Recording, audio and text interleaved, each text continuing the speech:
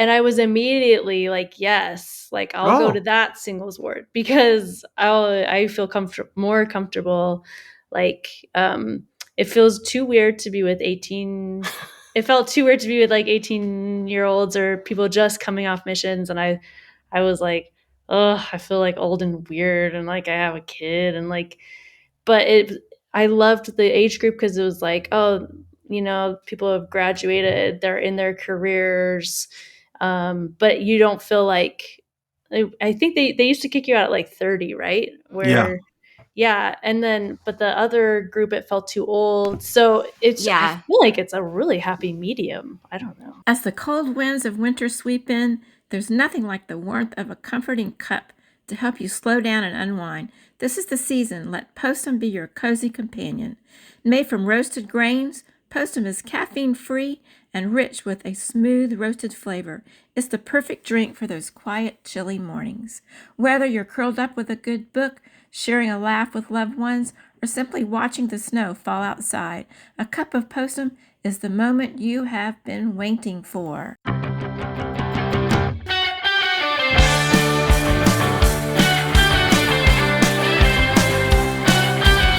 Hello and welcome to This Week in Mormons with your host, Matt and Melissa. Hello. Hello there, Melissa. Hello. Today, we have a special guest with us for an interview. We are with Madison Pope. Madison, would you like to introduce yourself? Hi, yeah, I'm Madison, and I'm a creative. I work a lot in the film industry, and I have a background in art, and I've been doing like freelancing for a long time. I did like video production. I've done set design stuff, videography, photography, and then got pretty burnt out from that. And then recently I just took a job at a cool place called Trademark Films, and we're making documentary films. And it's here in Provo. I've been up in Logan. I just moved down to Provo earlier this year, or in August. But okay, so you're Utah based. Your movie stuff. Mm-hmm. And I have this. So we interviewed recently. I think his name was Isaac, right? Was that his name? Isaac. We interviewed somebody. He is. You might know what this is when I tell you. He is a book scout. Book scout. So the movie Conclave, his company found the book that these people used to turn into the movie Conclave. And he has a newsletter about members of our church that are working in the film industry.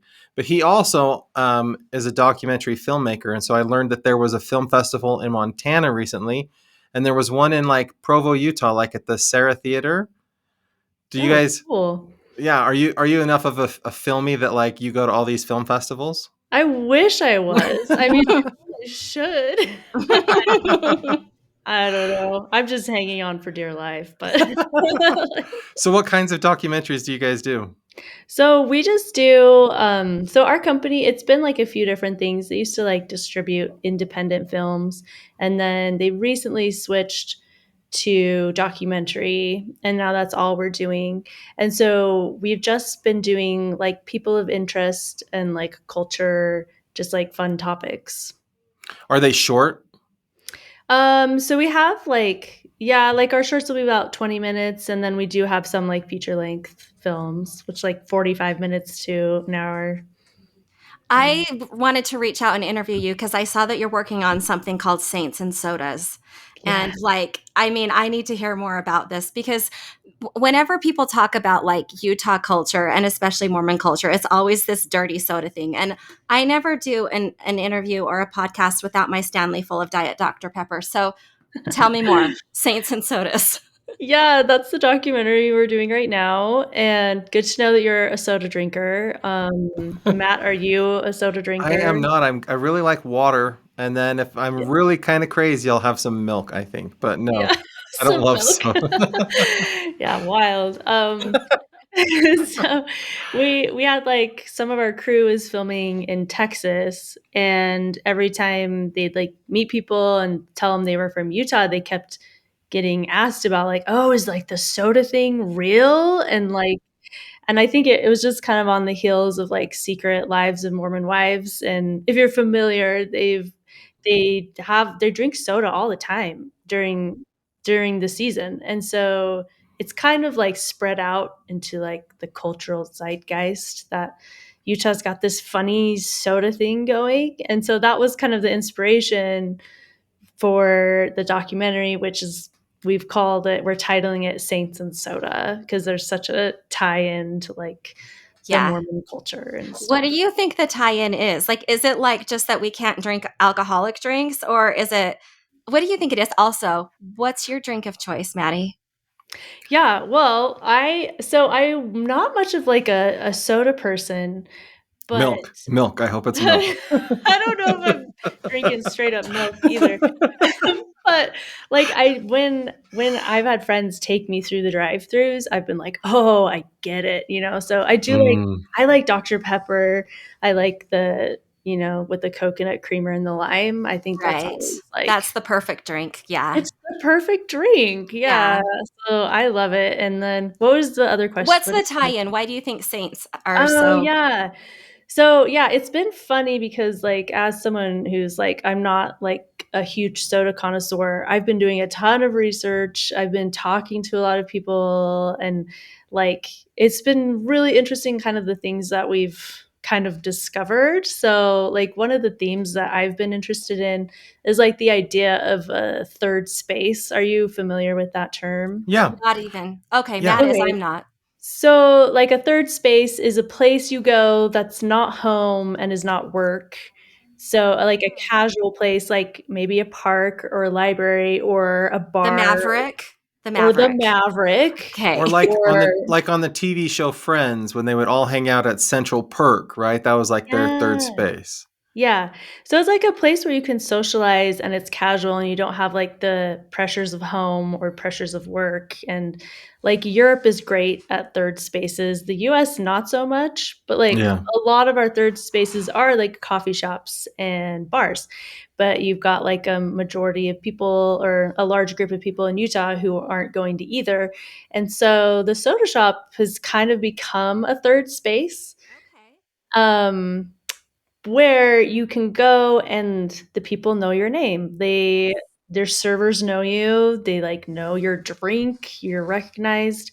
But I think the other interesting element that I've discovered is that it really filled a need for like moms. So we're like in Utah, there's a ton of moms, and if they like going to Maverick is an obstacle if you've got kids in car seats and toddlers, because if you take them out and take them in Maverick, it's like game over, like Right. that's a nightmare. And so actually like I was listening to like the founder of Swig, Nicole Tanner. Like her story was like she had 4 kids. She didn't want to take him into Maverick, and then she was unsatisfied with like going to Sonic because it was too slow, and she just felt like she never got a personal connection with the people. And then sure, you can go through a McDonald's, but there's also food production happening, so that slows down the line. So I think it's a combination of like this need for a third space, but also like this drive-through concept to like fill a need for especially like moms or people who are just busy.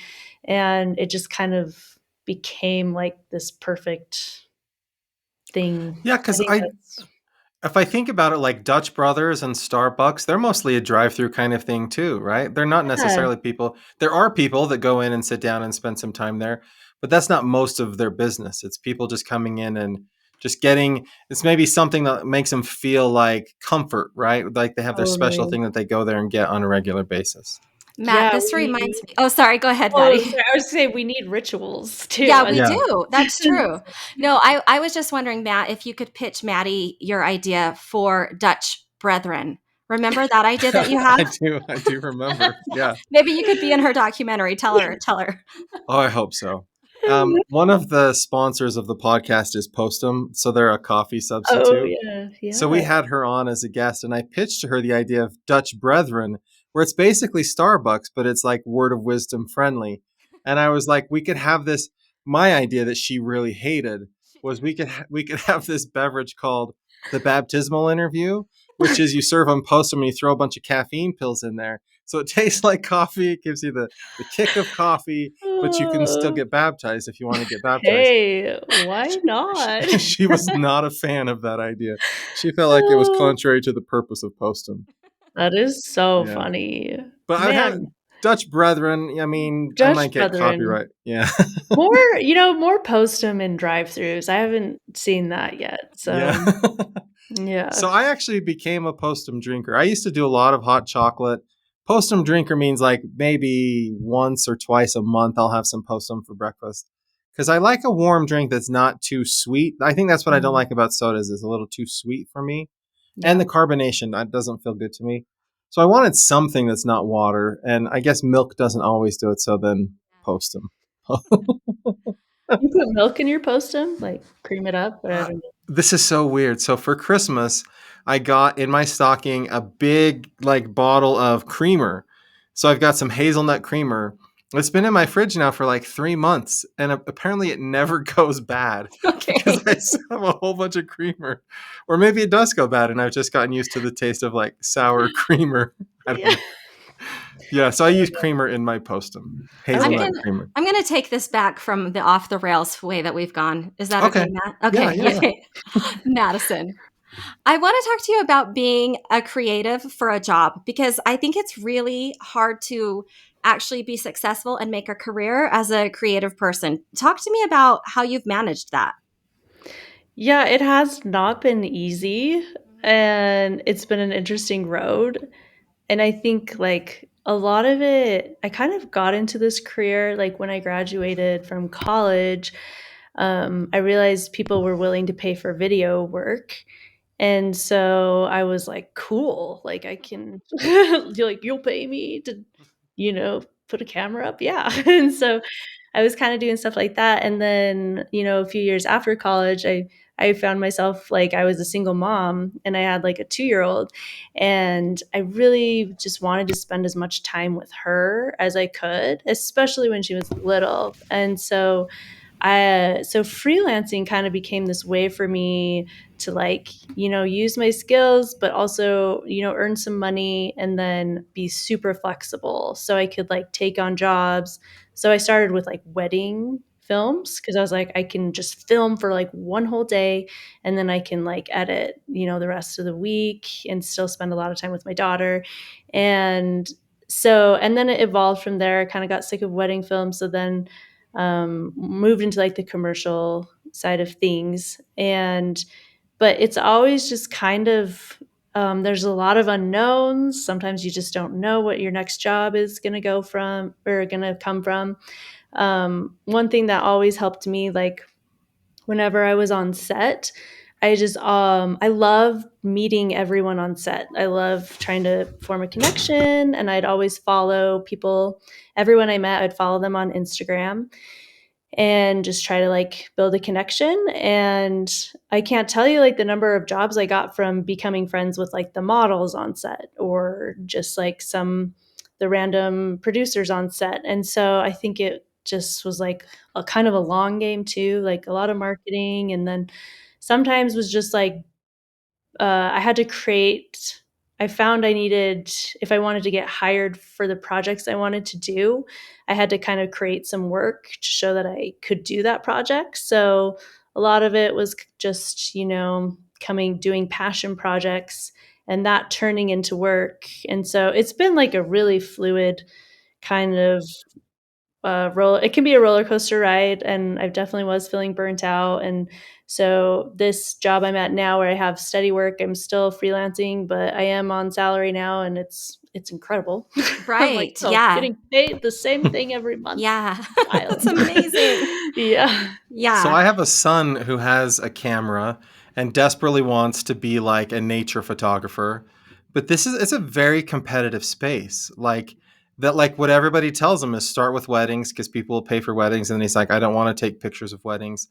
Like, how did you navigate that? This and also I would imagine the startup equipment is expensive, especially if you're doing video. Like Yeah. how did you manage that where you're like maybe the question is how did you have enough courage to say this is what I want to do despite all of the obstacles and market pressures that there were out there? Yeah.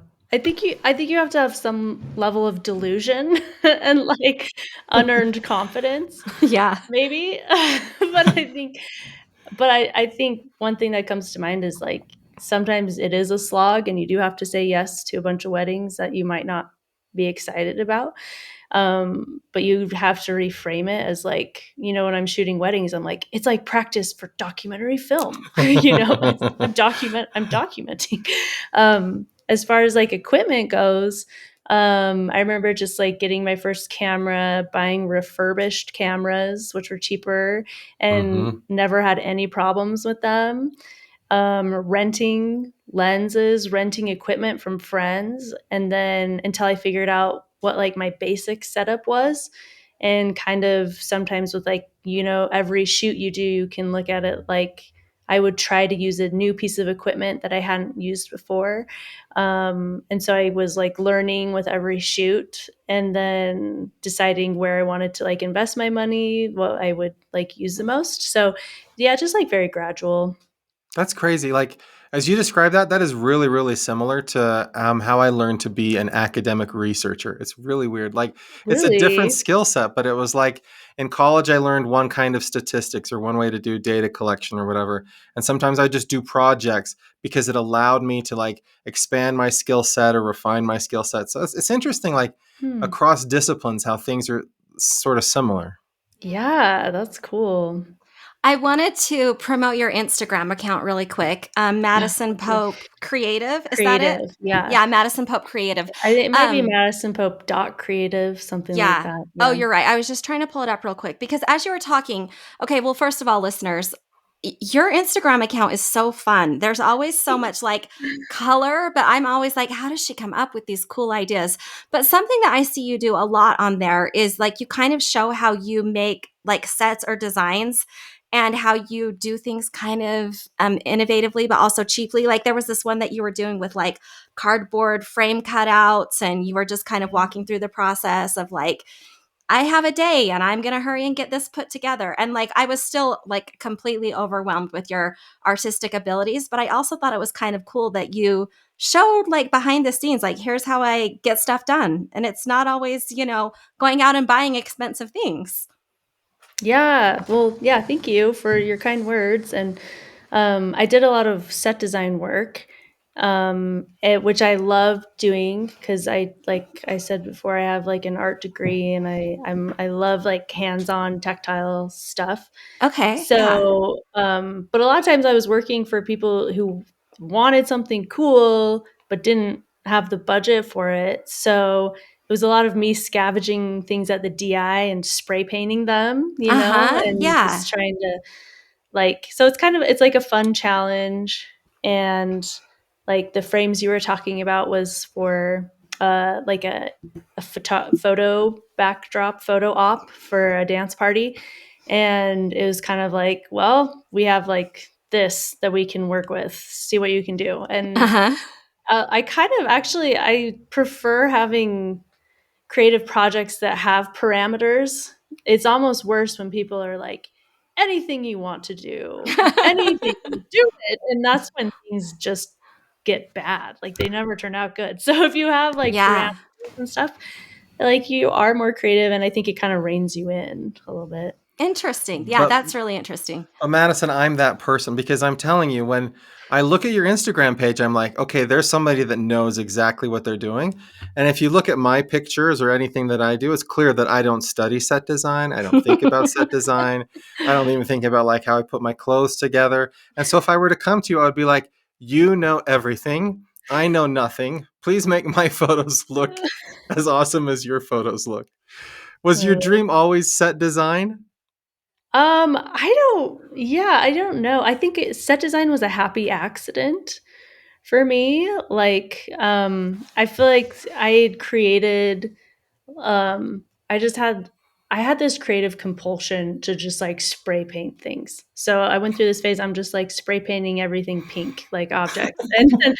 And then I worked for a film festival, and I was like, hey, do you guys think I could make like an installation with like my stuff? And I made like a fake like living room that it was all like monochromatic pink. And so when I made that, like a studio I was working for was like, hey, a brand we're working with wants to have something like this, like in their sets, if for like some vitamins.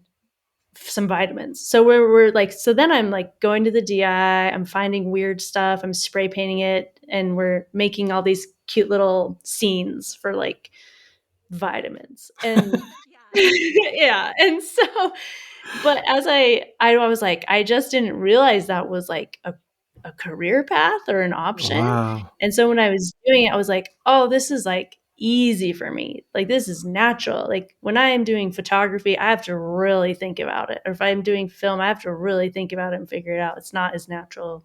So when I could finally marry like the set, like the film stuff with the art stuff, I was like, oh, that's cool. I like That's that. awesome. So where did you study art at? Did you graduate in art? Yeah, so I graduated from Utah State, and I was in their painting and drawing program. But it's funny because that's where I also got into film, which they don't have a film program. They just had like a professor who was a graphic design professor, Alan Hashimoto, who for some reason was interested in film and had convinced like a BYU grad, this BYU grad who had studied documentary film at BYU, convinced him to come to Utah State to do his thesis, which I don't know why or what, but so his name was Andy Lorimer. He came and in exchange for equipment, they just had this grad student teach some of the undergrads how to use it. And they were like, it's the 100th year of anniversary of the art department. Make a documentary. And so somehow I like weaseled my way into this weird little documentary film group. And so the whole time I was at Utah State, I was like in the art department, but then I had this weird film group that I was a part of. And I was always feeling guilty that I wasn't doing more art. And then I was always feeling guilty that I wasn't doing more film. And so I had like this weird conflict, but I don't know if that answered your question. That was, Yeah. I want to know, was there pressure from your parents to do something other than art and film where they're like, you've got to get a job? no, it's like funny. No one told me it was a bad idea. I was like, that would have been nice if you would like, not set my expectations so high. But my parents were just like really nice about everything I was doing and never like, well, do you maybe want to think about how you'll pay for stuff? Like, I don't know. Like, it was never really brought up to me, but maybe that was in my benefit because I just kind of thought, like, oh, yeah, I could do it. I can do it. Like, And Yeah. you're doing it. Like, that's yeah, awesome. well, sometimes, yeah. So in your current position, are you doing set design or do you do other things for the documentary films that you work on? Yeah, so at the company I'm at now, I'm just doing directing and editing. Oh, And so I'm doing like a little bit of set design like when I'm thinking of like for Saints and Sodas when I'm setting up interviews, like I'm deciding where we're going to shoot locations and what it's going to look like. But yeah, I haven't done as much set design. So that is something I've got to figure out how to like keep going. But I am doing some freelance work, so I'll do that some with clients still. and as the director of the documentary, because I don't know anything about this, are you the one that comes up with the narrative and the story, or does somebody else do that? It falls a lot on me, but I do have a great team that like helps me work through stuff and like bounce ideas off of and figure stuff out. But overall, like I have to make a lot of decisions like about what we're gonna do and choices on set and stuff. And I'm not sure I'm qualified for it, but I'm learning a lot. And it's That's awesome. great. So- Tell I us have a, about this documentary, Born for This. Born for This? Is that the last Mhm. one you did? Yeah, so that I was brought on in August to do the Born for This documentary. So we do. Are you familiar with Tia B. Stokes at all? Have you mm-mm. heard of her? So she's awesome. She's like an influencer. She's actually from Utah. She's in St. George right now. She lived in Utah County for a while, and back in St. George. But she's a cancer survivor, and she just had a really inspirational story. She's like a really professional dancer. She had a dance company where they raised money for people with cancer. They donated, gave them all of the money, didn't keep any of it for themselves. So this dance troupe would do all these performances, raise money, give them to cancer, people with cancer. And then 2020 comes around and she gets diagnosed with like acute myeloid leukemia. And they're like, Wow. you got to go to the hospital right now. We don't know if you'll make it through the weekend. Like, your numbers are so bad. So 5 kids, right when COVID hits, has to leave her 5 kids at home. Husband can't even like take her inside the hospital, drops her off. And then she's just isolated. So it's like TikTok is going off. So she starts doing a dance every day, to stay positive and to like send out a good message. And she just blows up on TikTok, and she has a crazy story. It's incredible. So she shared that with us. And what's fun is she's a Latter-day Saint, active Latter-day Saint, and like the stories, it's not like we don't really bring that up, but there's like her faith and like belief in God plays such a role in that there's definitely like that's part of the story, and it's fun that we can tell that a little bit. Yeah, that sounds great. Where would people watch it at? So if you go to our website, Okay, trademarkfilms.com, you can buy it and watch it there, and then you can awesome. watch it as many times as you basically can watch it forever. So Oh, cool. yeah, Yeah, that's awesome. If you're yeah, you looking guys. for documentary ideas, Madison, I have a great one, but I'll I send it can't to Okay, you offline. But yeah. Matt, no, you have okay, to tell us right now. Do you want me to tell you? Of yeah. course. There's a guy, he taught at BYU Idaho for 50 years. And when the very last day of class, he tells his students this story, and he says, "I've never told this story to anyone before, and if you tell anyone, I'm going to deny that it's true." Matt, And this then is so salacious. Oh my goodness. and then he tells a story about when he was a young army soldier in Well, this would be during the Cold War. He was a spy in East Germany, and then they captured him, and then they tortured him, and then one day they were about to kill him, and then it turns out that one of the guards that was there guarding him in prison years later joined the church because of conversations that they had had. But he had to keep all of this a secret because he was afraid that those people would find out that he had said something and then they would kill him or his family. So he kind of kept it with him. So Deseret Book has a book out. It's a work of fiction because then when we said to him, "Do you know what our students said?" They said la la la la, and he's like, "It's a lie. It's not true." So he like denied it to us. So Oh it's my out as a gosh. work of fiction. But I talked to his wife a couple months ago. She's like, "That story is 100% true. It really happened to him." I was like, "Yeah, kind of a fun Whoa, story." Yeah. that's amazing. So Madison, you said you were a single mother, and so I would love to talk to you about the world of being a single mother in Utah and the dating scene. Is that all right? Yeah, yeah. Shockingly, Matt has no experience with that. I don't. I Yeah. don't. I don't know if I should be embarrassed or proud, but I've only ever kissed consensually. Just kidding. I hope it was consensual. The only person I've ever kissed is my wife. Like neither of us ever had a boyfriend or girlfriend before each other, so I really don't know anything about. And I hated dating so much. I just thought it was the worst. Yeah, Um, so the not first much has question I have changed. Yeah. is not so, not so much about dating itself, but um, there's talk about with these changes of wards, the way they're changing YSA wards so that there's like 18 to 25 and then 26 and up and stuff.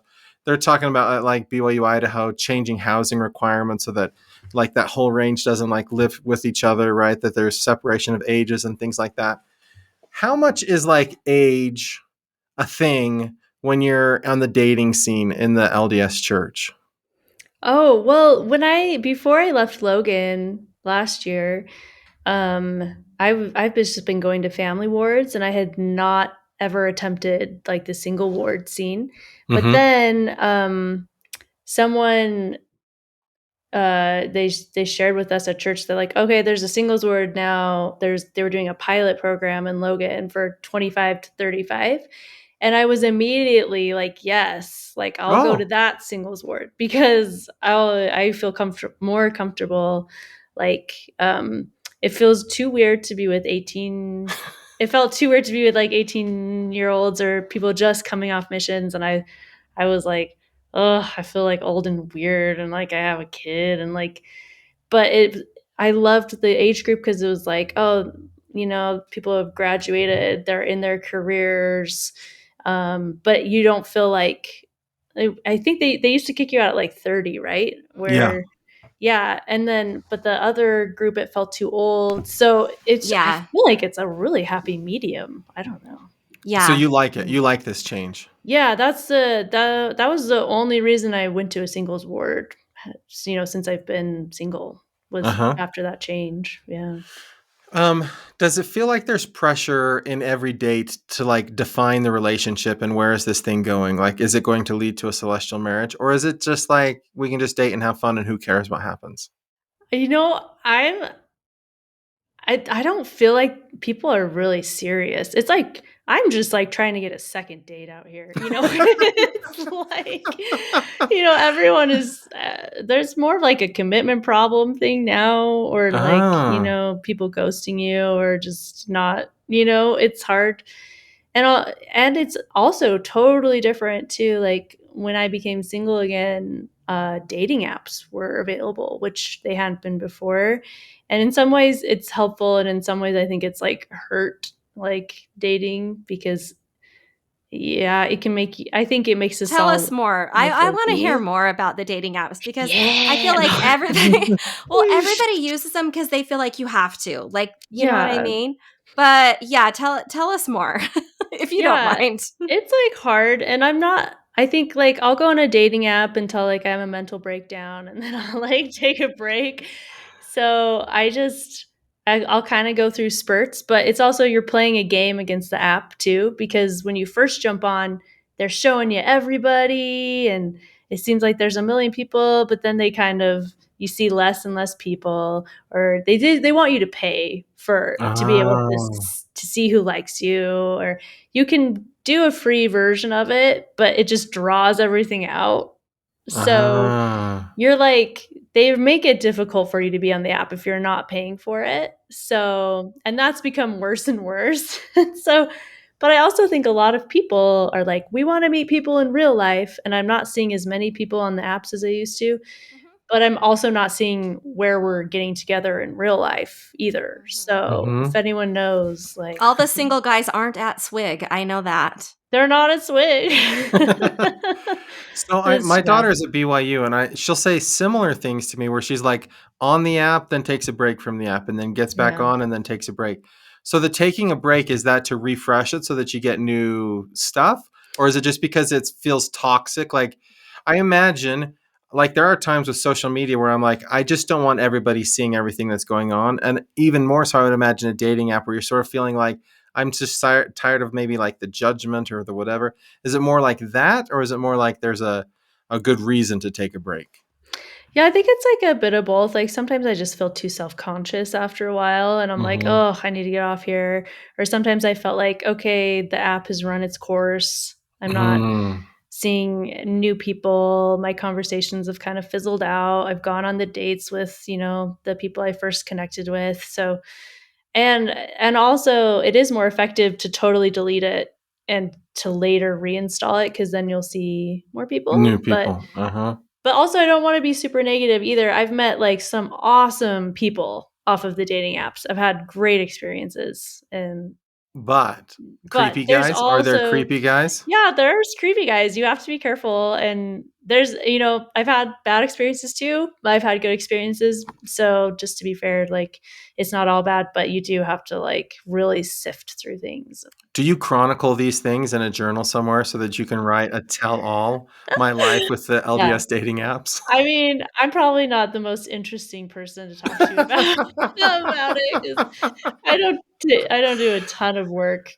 Is Yeah, I'm a tired single mom. It's like, when do I have the time to, like, talk to someone who's gonna blow me off? But, um, I do actually keep track of, like, uh, how many dates I've gone on or to other things, because it makes me feel like I'm actually, like, doing like I'm making progress, Yeah. Because Yeah. Yeah. yeah.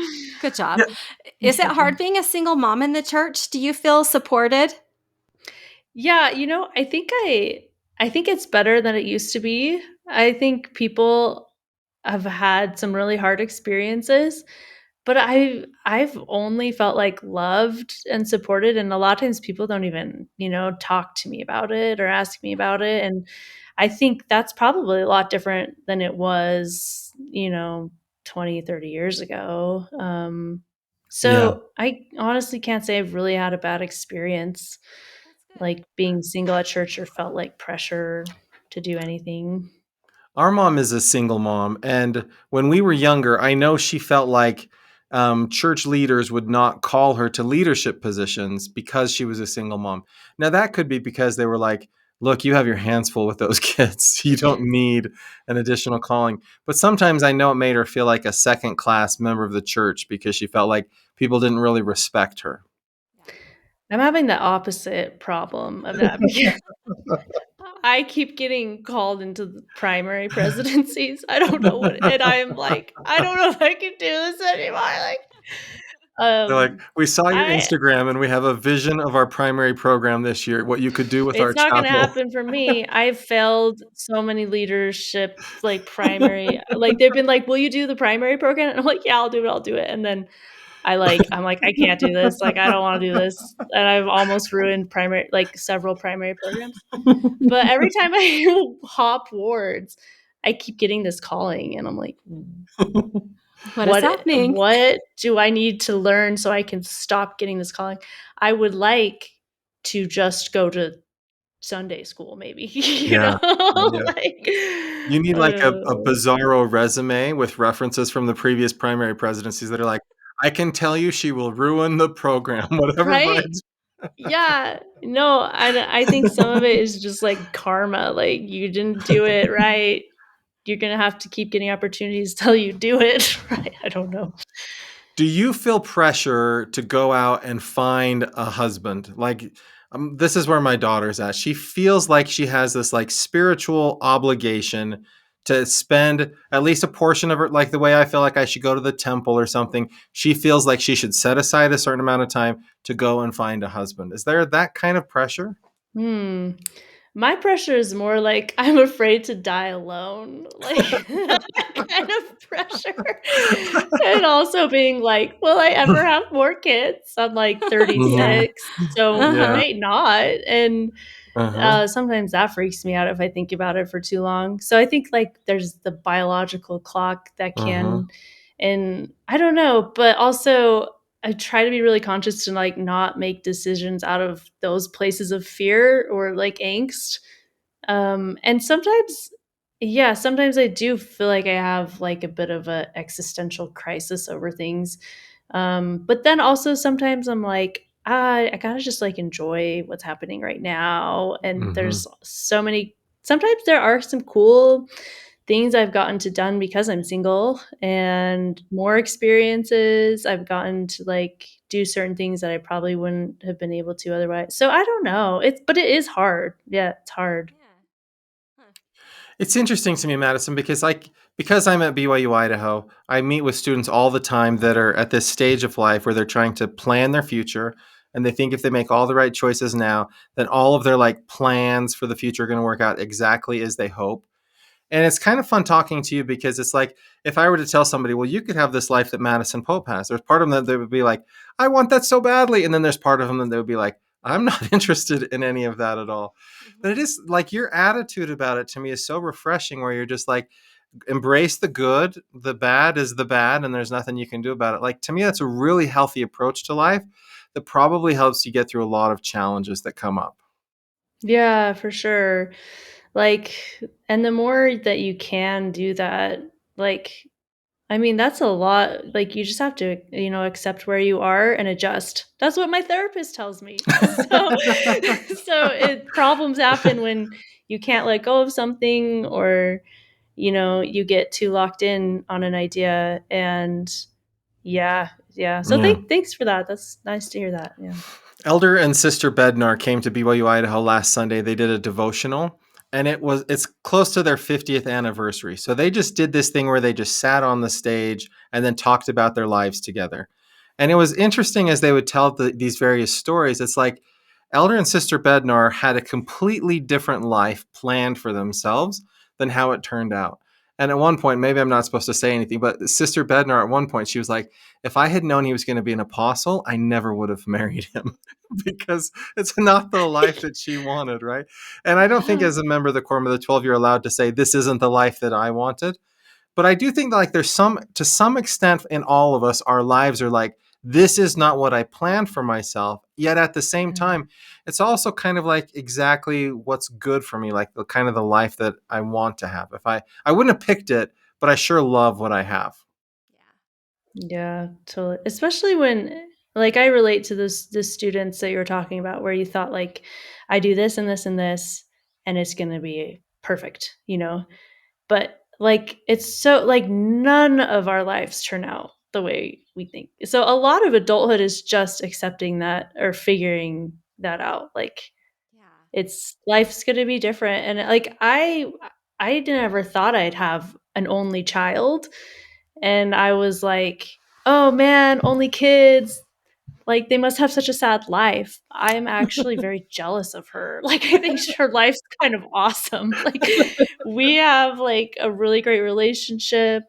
She gets a lot of one-on-one time. She can talk to adults, no problem. She's like, she's just has different experiences than, and I always thought like, oh, boohoo. But there's also like, there's great things about being an only child. Like, it's always, there's good things and bad things about having siblings too. So, yeah. So yeah, it's funny. Yeah. Madison, do you consider yourself like an influencer? No, not at all. Really? No, I mean, I have like a baby like, I don't even have a following on social media, but I will say I do have influence as a Nicolas Cage fan, I believe. Perfect. Everyone I love Nicolas Cage, and I share about that a lot. And for some reason, that's the thing that sticks with people. So they're always like, if there's anything to do with Nicolas Cage, they're sending it to me. They're talking to me. So I do like to think that I am a proponent of Nicolas Cage. Okay, I'm so confused. Is he a good actor? Is he attractive? Is he just wait. in a lot of movies? I'm so confused. This is the test. What is the best Nicolas Cage movie? That's a really hard question. Do you know how many movies he has? I'm vaguely familiar. I have 2 of his that are on my top 5 favorite movies of all time. So that's why I'm wondering. Really? Like, you can tell Which a lot ones? about a person by what they say are the best Nicolas Cage movies. Okay, so do you want to know tell us first. Okay, I'll tell you my 2. So number 1, Raising Arizona. That's my all-time number 1 favorite. And then number 2 is The Unbearable Weight of Enormous Talent. Is that what it's called? Yeah, like Massive Talent. Yeah. Massive Talent. Oh my goodness! Like, Incredible I watched film. that movie. Yes, have you seen it, Melissa? No. Oh my goodness! In my opinion, one of the best Nicolas Cage movies of all time. Okay. Wait, how many movies does he have? Do you actually know? Probably like 50. Well, I Googled it. They say about, like, they don't even know the number, 115. Like, Wow. and he's making films every year. It will never end. Like, you can't keep up. Like, okay, and why do we love him? Just again, like, he's amazing. So, yeah, amazing. Well, it's what happens is you start watching his films. I started watching his films ironically until I was like, oh my gosh, he's amazing. And I was like, fell in love with him. but he does a lot. He has a lot of bad movies. He has a lot of great movies, like Raising Arizona. It's poetry. So like Pig is an amazing film.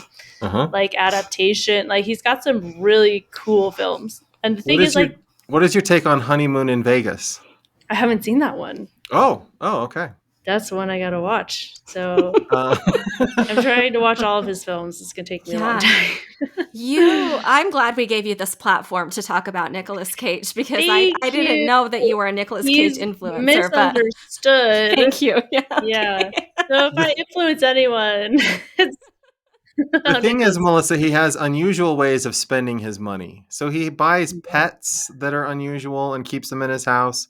He buys memorabilia that's unusual to kind of like keep, and he is kind of weird. His public he's persona, I eccentric. think Yeah, intentionally, if you've watched his movies, I think he has an intentionally strange public persona that puts people off a little bit. I see. yeah. I heard he's LDS. Stop. He is No, not LDS. but that would rock my world. But I hear yeah, he's on Mutual. I hear he's looking for people on Mutual. sign me up. Just no, no, yeah, he's great. But yeah, I don't feel like an influencer. I'm not selling any vitamins. I'm not Sure, sure. beauty products. No one's asking me You don't what have a my skin protein routine shake. is. Okay. Like, maybe one day. Well, Madison, it's been delightful getting to know you. Thank you so much for joining us. Yeah, Is there thanks. is there a project you have coming up that you're working on that you want to plug? Mostly Saints and Sodas. That's going to be really cool. So keep an I'm eye out for excited. that. We're like doing all the filming this month, next month, and yeah, like so far we've interviewed So Delicious and Thirst, the owners, and we've talked to Dr. Julie Hanks, has given us like Oh, some psychology of solid. sodas. We've talked to Phil's my pharmacist on how the soda affects the body, and we have some really fun people lined up. So yeah, that's going to be a really fun Utah cultural Now, I don't know if you want to make the trek to Rexburg, Idaho, but from what I can tell, the original soda, like dirty soda place, is a gas station called Great Scots. Mm. And they've been around for probably 10 years. I don't know when Swig started, but the first I ever heard was Great Scots, this gas station, and then they opened another location. And like in my view, but I'm in Rexburg, they're the original They're dirty the soda, like OGs. mixed soda sort of stuff. But Yeah.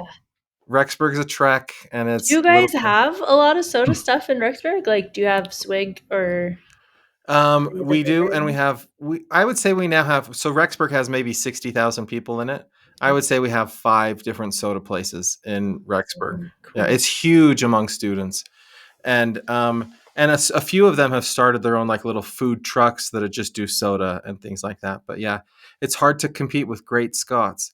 But when I was in a Cool. YSA bishopric, I would like this way back in the day, and we would be like, okay, we want to like have a raffle, or we want to have like at the activity we want to give out a gift card for the best sketch or whatever. Where would you guys like a gift card to? And they would always say Great Scots. I'm like, what is that? It's a gas station. It's like weird to go into. I guess Melissa goes to Maverick, but it's like I'm going to go into a gas station and ask for a gift card for the gas station. But they loved it because they could get their sodas from that place. Oh, cool. Well, if we make it Yeah, up to Rexburg, we'll check out Great Great great. Scots. Scott. Yeah, it's fine. And did you know I heard that in Tallahassee, Florida, they've opened a Swig location. Yeah, It's like going national. It's spreading. They say like Texas is the next Utah for Swig. So, wow. yeah. Wow, that's great. Well, Madison, thanks so much for joining us. You are a delightful person. Oh, And any of our single listeners, I'm not saying she's going to go out with you, but you'd be really, really lucky if she did. Cool. Well, thanks for it's been really fun chatting with you guys. So Yeah. thank you. Listener, we'll talk to you again next week. Okay.